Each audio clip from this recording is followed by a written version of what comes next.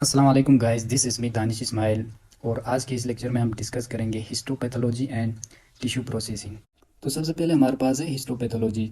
Histo का मतलब होता है टिश्यू, पैथो का मतलब होता है डिजीज़, एंड लॉजी का मतलब होता है स्टडी करना, यानी कि किसी डिजीज़ टिश्यू की स्टडी करना। तो हिस्टोपैथोलॉजी पैथोलॉजी की एक ऐसी ब्रांच होती है जहाँ पे डिजीज़ टिश्यू की स्टडी की जाती है।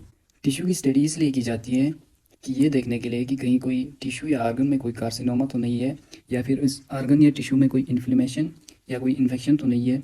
और इसलिए भी स्टडी की जाती है कि ये देखने के लिए कि कोई डिजीज़ जो है दोबारा रिया करना हो। हिस्टोपैथोलॉजी में कुछ टर्म्स है जो हम यूज़ करते हैं, जैसे कि फर्स्ट है बायोप्सी। बायोप्सी क्या होता है? जब सर्जरी के दौरान किसी लिविंग पर्सन की बॉडी से कोई भी ऑर्गन या फिर कोई भी टिश्यू रिमूव किया जाता है तो उसे हम बोलते हैं बायोप्सी। इसके बाद सेकंड में हमारे पास है ऑटोप्सी। ऑटोप्सी क्या होता है? जब हम किसी भी डेड बॉडी से कोई भी टिश्यू या फिर कोई ऑर्गन रिमूव करते हैं तो उसे हम बोलते हैं एटोप्सी। इसके बाद थर्ड वन हमारे पास आता है प्यूट्रिफिकेशन। जब हम कोई भी टिश्यू या फिर ऑर्गन को बॉडी से रिमूव करते हैं तो वो डिकम्पोज होना शुरू हो जाती है। प्यूट्रिफिकेशन के केस में हमारे पास एजेंट है environmental bacteria and some other micro organisms. इसके बाद लास्ट में हमारे पास आता है ऑटोलाइसिस।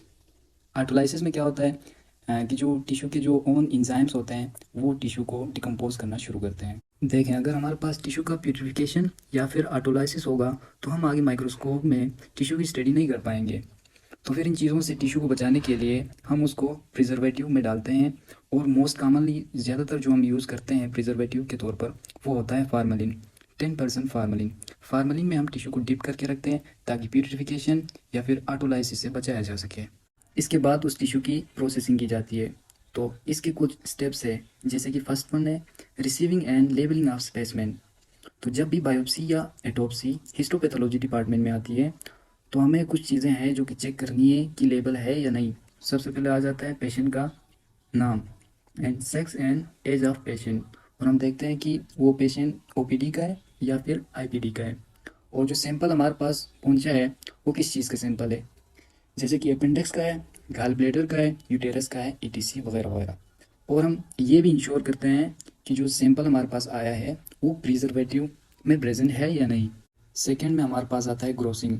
ग्रोसिंग में क्या होता है कि जो हिस्टोपैथोलॉजिस्ट है वो अपनी नेकेड आई से कुछ डायग्नोस्टिक इंफॉर्मेशन नोट करते हैं, और जहाँ जहाँ उन्हें लगता है कि एबनॉर्मलिटीज़ है और जहाँ जहाँ कैंसर के चांसेस ज़्यादा है वहाँ वहाँ से वो पीसीस क्या करते हैं, कट करते हैं। और उनको नोट डाउन करते हैं कि कितने पीसीस है, उनका साइज़ क्या है, अपीयरेंस क्या है और उनका कलर क्या है। एंड थर्ड वन हमारे पास जो स्टेप्स है वो है डीकैल्सिफिकेशन। डीकैल्सिफिकेशन में क्या होता है कि कुछ टिश्यूज़ ऐसे होते हैं जिसके अंदर कैल्शियम बहुत ज़्यादा डिपॉजिट रहता है, जैसे कि बोनी टिश्यूज़ या फिर टीथ वगैरह। इसमें क्या होता है कि जब हम टिश्यू को आगे स्टेप में नाइफ से कट करते हैं तो नाइफ डैमेज हो सकती है। तो इस चीज़ से प्रिवेंट करने के लिए हम उन टिश्यूज़ को डीकैल्सिफाई करते हैं। और जब कैल्शियम वहाँ से रिमूव हो जाता है तो टिश्यू सॉफ्ट हो जाता है और हम उसको ईजिली नाइफ से कट कर सकते हैं। इसमें जो मेथड है वो है acid decalcification, chelating agent and last one surface decalcification. इसके बाद फोर्थ स्टेप हमारे पास है टिश्यू प्रोसेसिंग। टिश्यू प्रोसेसिंग में क्या होता है, टिश्यू को हम पैराफिन वैक्स में डालते हैं ताकि टिश्यू को हार्डनेस प्रोवाइड किया जा सके, क्योंकि टिश्यू बहुत सॉफ्ट होता है और इसको कट करके आगे एग्जामाइन नहीं किया जा सकता। इसलिए हम टिश्यू को पैराफिन वैक्स से ट्रीट करते हैं ताकि इसमें हार्डनेस आ जाए और ईजिली हम इसके सेक्शंस को कट करके आगे एग्जामाइन फर्दर कर सकें।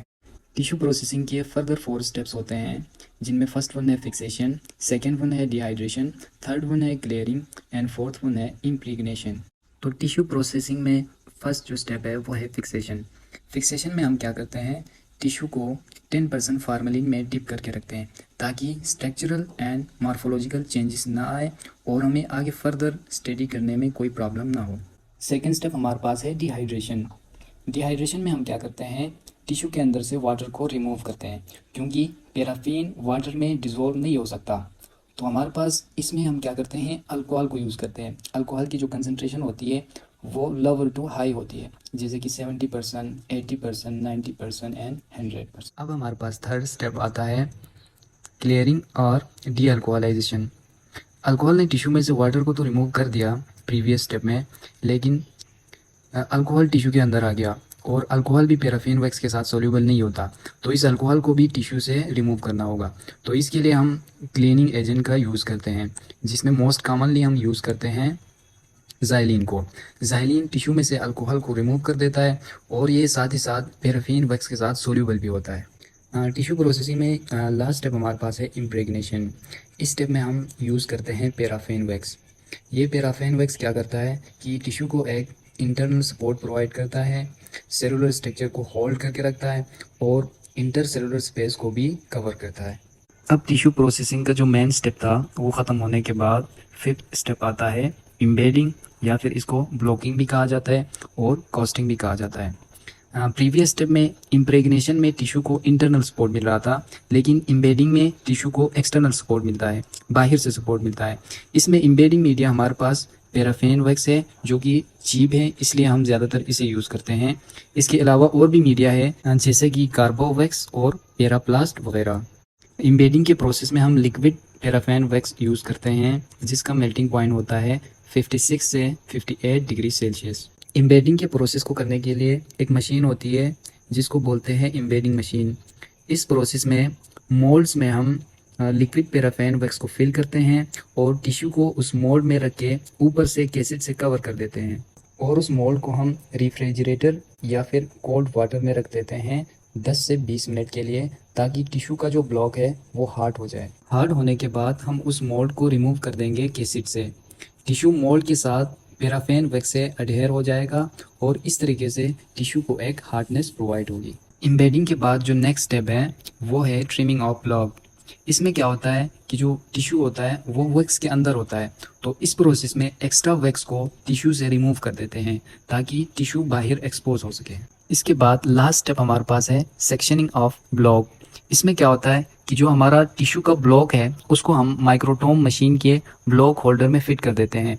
इसके बाद हम माइक्रोटोम मशीन की मदद से टिश्यू की सेक्शंस को कट करते हैं और इस सेक्शंस की जो थिकनेस होती है वो 3 to 5 माइक्रोमीटर होती है। इस थिन सेक्शन को निकालने के बाद हम उसको वाटर बाथ में फ्लोट कर देते हैं ताकि उस सेक्शन में जो भी फोल्ड्स हैं या रिंकल्स हैं वो रिमूव हो जाए। इसके बाद हम ऐसी स्लाइड्स की हेल्प से उन सेक्शन को पिक करते हैं जिस स्लाइड्स पर एक एल्बुमिन या फिर जिलेटिन कोटेड होता है, ताकि एक एल्बुमिन या फिर जिलेटिन से सेक्शंस इजीली स्लाइड्स पर अडेयर हो जाए। इसके बाद लास्ट में हम उन स्लाइड्स को ड्राई करते हैं और माइक्रोस्कोप के ज़रिए उन डिजीज़ की स्टडी की जाती है। Thank you so much for watching guys.